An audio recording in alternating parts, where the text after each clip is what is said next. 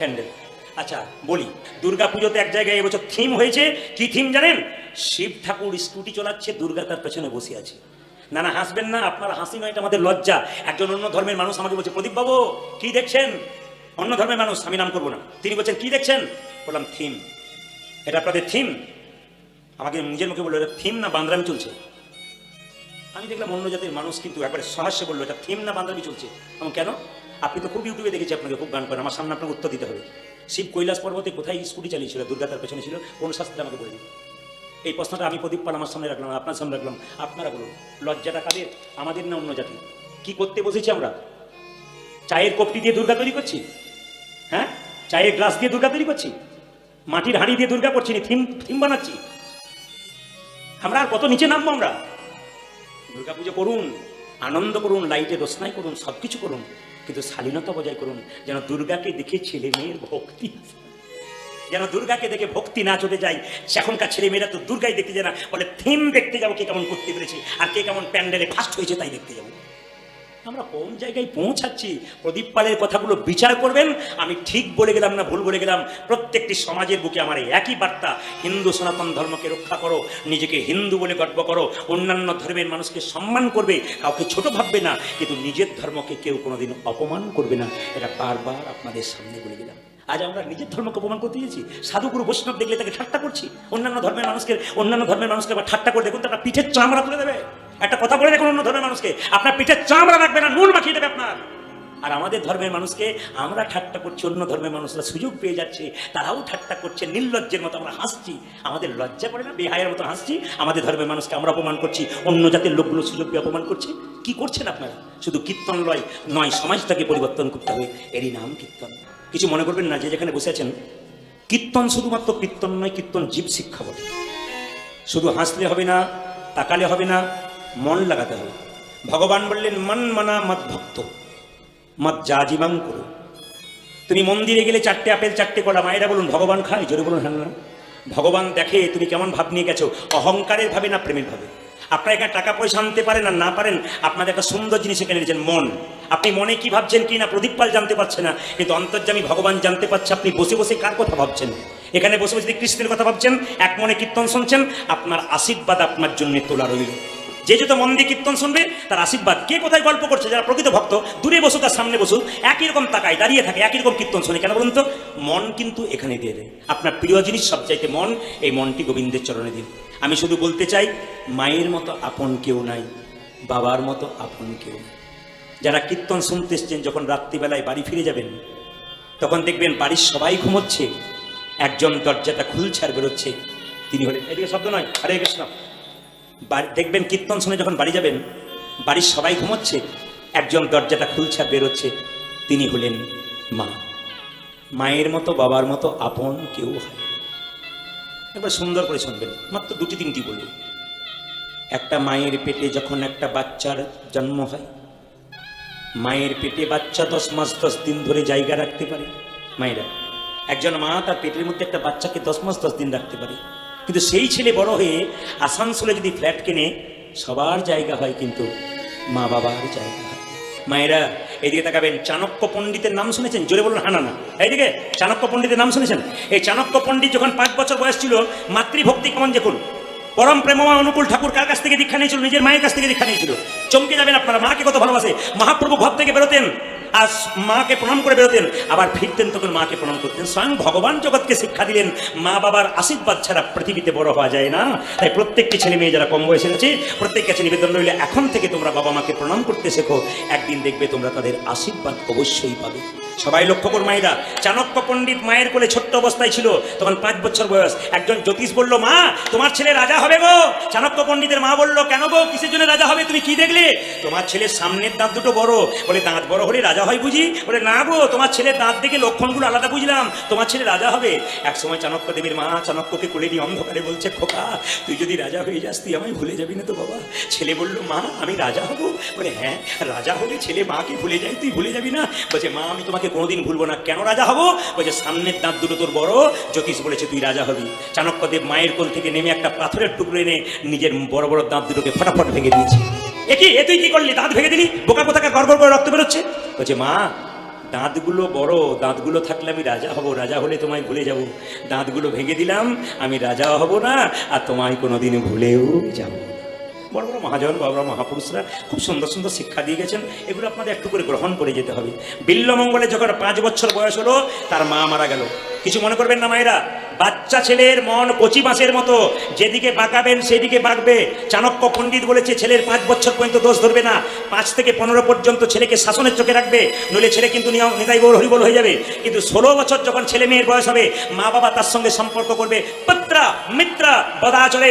একবারে ছেলে মেয়ের বয়স যখন 15 পেরিয়ে যাবে, বাবা মা বন্ধুর মতো ব্যবহার করবে, নইলে ছেলে মেয়ে বিগড়ে যাবে। চাণক্য দেবে কত দামি দামি কথা আছে, আপনারা সেইভাবে ছেলেকে মানুষ করুন। এখানে যারা কীর্তন শুনতে এসছেন, তিলক কারা কারা নিচের হাত তুলবেন।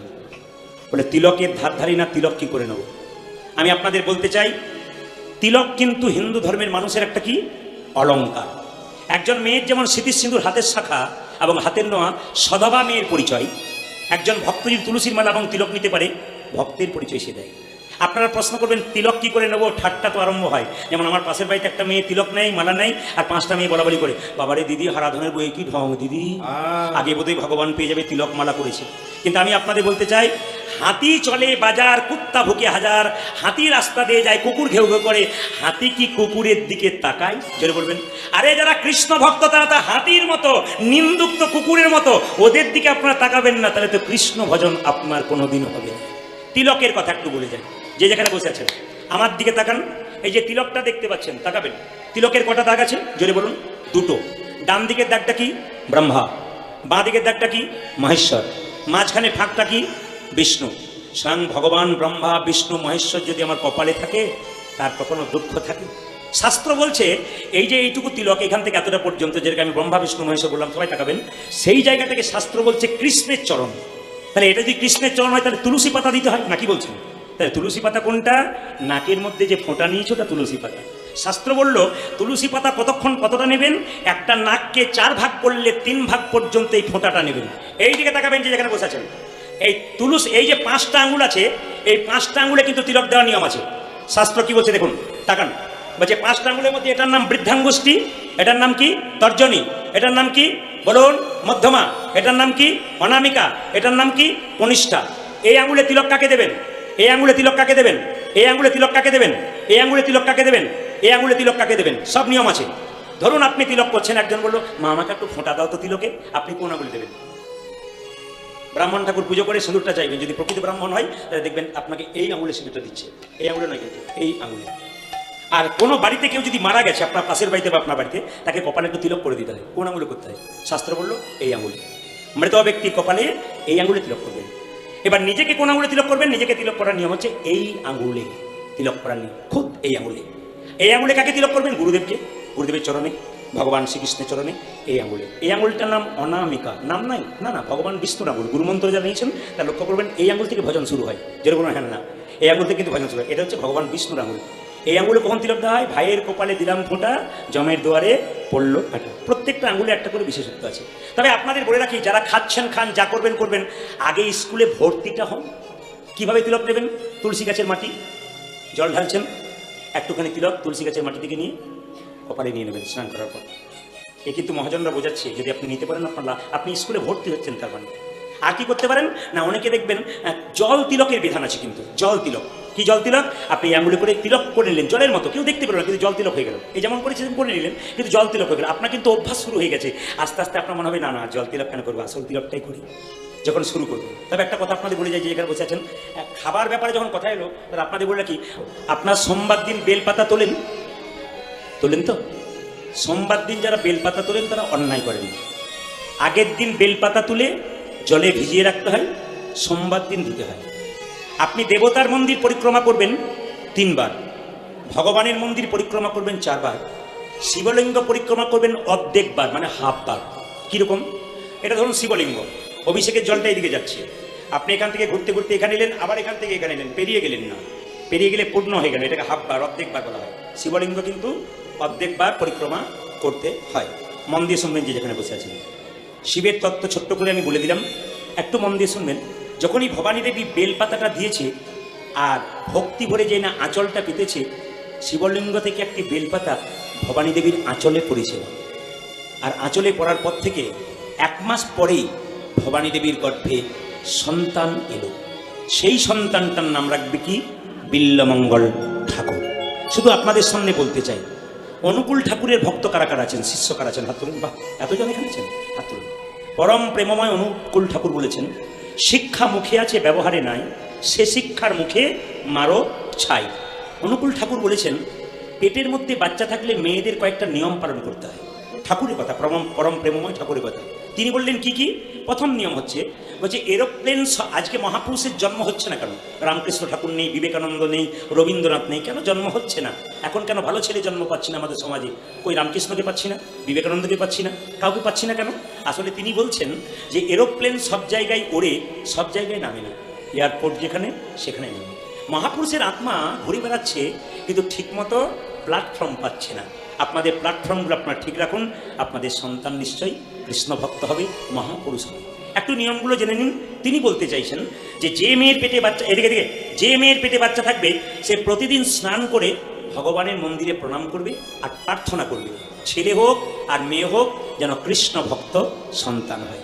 মায়েরা কিছু চাইবেন তবে পাবেন, চুপচাপ থাকলে হবে না, কিছু চাইতে হবে। তুলসী মন্দিরে জল দিয়ে 4 বার পরিক্রমা করবেন। আচ্ছা, শ্রীমদ্ ভাগবত গীতা পড়বেন। আপনাদের কাছে নিবেদন রইল, ভালো লাগুক আর না লাগুক, খাও একটু তিতা। মহাজনের কথা, ভালো লাগুক আর না লাগুক, খাও একটু তিতা, ইচ্ছা করুক আর না করুক, পড়ো একটু গীতা। গীতা পড়েছিল কে? মহাত্মা গান্ধী। গীতা পড়েছিল কে? নেতাজি সুভাষচন্দ্র। গীতা পড়েছিল কে? গলায় ফাঁসির দড়ি নিয়েছিল তিনি কে? ক্ষুদিরাম বসু। তিনি যখন মৃত্যুবরণ করছেন তিনি হাসছেন, আমরা সবাই কেঁদেছিলাম। যারা তখন বেঁচে ছিল তারা কেঁদেছিল, কেন? তিনি চলে যাচ্ছেন বলে। তিনি গীতা পড়েছেন, গীতার সারমর্ম তিনি বুঝেছেন যে দেহের মধ্যে প্রাণ আছে। মায়েরা, এই দেহের মধ্যে প্রাণ আছে, দেহটার মৃত্যু হয়, আত্মাটার মৃত্যু হয় না।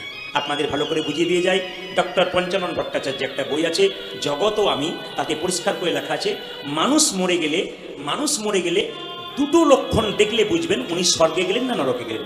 ডক্টর পঞ্চানন ভট্টাচার্যের বই থেকে আমি এটুকু পেলাম। তিনি বললেন যে কেউ যদি মৃত্যুর সময় মুখটা বিভৎস হয়ে যায়, ভয়ঙ্কর হয়ে যায়, মায়েরা বলে না, বাবা রে দেখতে গেলাম গো, লোকটা মরেছে, 2 দিন আমার ঘুম হয় নাই, মুখটা ভয়ঙ্কর, উনি নরকে যাচ্ছেন। আপনার মৃত্যুর সময় যদি মনে হয় আপনি ঘুমাচ্ছেন, তাহলে আপনার মনে হবে আপনি স্বর্গে যাচ্ছেন। কেন না? আপনাকে মনে হবে যেন আপনি ঘুমিয়ে আছেন, আপনি স্বর্গে যাচ্ছেন। মৃত্যুর সময় মুখ বিকৃত হবে না। যারা অ্যাক্সিডেন্টের কথা বললাম না, এই মৃত্যু সাধারণ মৃত্যুতে যাদের হয়, হ্যাঁ, তাদের কিন্তু মুখটা যদি বিকৃত হয়ে যায়, তাহলে বুঝবেন উনি নরকে যাচ্ছেন। মুখ যদি সুন্দর থাকে, ঘুমাচ্ছে মনে হচ্ছে, তাহলে উনি কিন্তু স্বর্গে যাচ্ছেন। কর্ম হোক ভালো, জন্ম যেখানে হোক, দেখবেন আপনি মৃত্যুর সময় ঘুমাবেন। আরেকটা কথা হচ্ছে যে মৃত্যুর সময় এই ধবনী গ্রাম থেকে যখন নিয়ে যাওয়া হচ্ছে, বলো হরি হরি বল বলে, লোকে যদি বলে লোকটা খুব ভালো ছিল গো, খুব কৃষ্ণ ভক্ত ছিল, দশচক্রে ভগবান, উনি যাচ্ছেন কোথায়? না, উনি যাচ্ছেন স্বর্গে। আর আপনার মৃত্যুর পর যদি বলে লোকটা খুব দুষ্ট ছিল, বদমাশ ছিল, বেটা গেল ভালো হলো, এই গ্রামটা শান্তি পেল, জানবেন ইনি যাচ্ছেন নরকে। এই জন্য আপনাদেরকে বারবার বলবো, জন্ম হোক যথাতথা, কর্ম হোক ভালো। কর্মের ওপরে জন্ম হয়, একটা প্রমাণ দেখে নিন। আমি কথার মানে বললাম, ধবনীতে আজকে 2টো বাচ্চার জন্ম হয়েছে, এই পাড়া একটা ওই পাড়া একটা। একটা বাচ্চা সোনার চামচ মুখে নিয়ে বড় লোকের বাড়িতে জন্ম নিল, আর একটা বাচ্চা গরিবের বাড়িতে জন্ম নিল। তাহলে বাচ্চা দুটো তো কোনো এ জন্মে কোনো কর্মই করে না। একজন ভিখিরির ঘরে আর একজন ধনীর ঘরে জন্ম নিল, কেন? পূর্বজন্মের কর্মফল অনুযায়ী ধনীর ঘরে আর একজন ভিখারির ঘরে। এবার এখানে জন্ম নিয়ে যে যেমন কর্ম করবে, পরের জন্মে তার সেই রকম জন্ম হবে। এই জন্য বারবার বলবো, মানুষ করে জন্ম পেয়েছো, অন্তত ভালো কর্ম করো, যেন যাবার সময় তোমার পথ সুন্দর হয়ে যায়। মায়েরা, যেই না বিল্লমঙ্গল জন্ম নিল, 10 মাস 10 দিন পরে সঙ্গে সঙ্গে পণ্ডিত বললে, দেখো দেখো কোথায় জন্ম নিল? কৃষ্ণ বেন্না নদীর তীরে, কৃষ্ণ বেন্না গ্রাম, তথায় আসি জন্ম নিল বিল্ল ঠাকুর নাম। উলধ্বনি কৃষ্ণ বেন্না নদী তীরে, কৃষ্ণ বেন্না গ্রাম, তথায় আসি জন্ম নিল বিল্ল ঠাকুর নাম। কৃষ্ণ বেন্না নদীর তীরে, কৃষ্ণ বেন্না গ্রাম, তথায় আসি জন্ম নিল বিল্ল ঠাকুর নাম। উলধ্বনি জন্ম নিল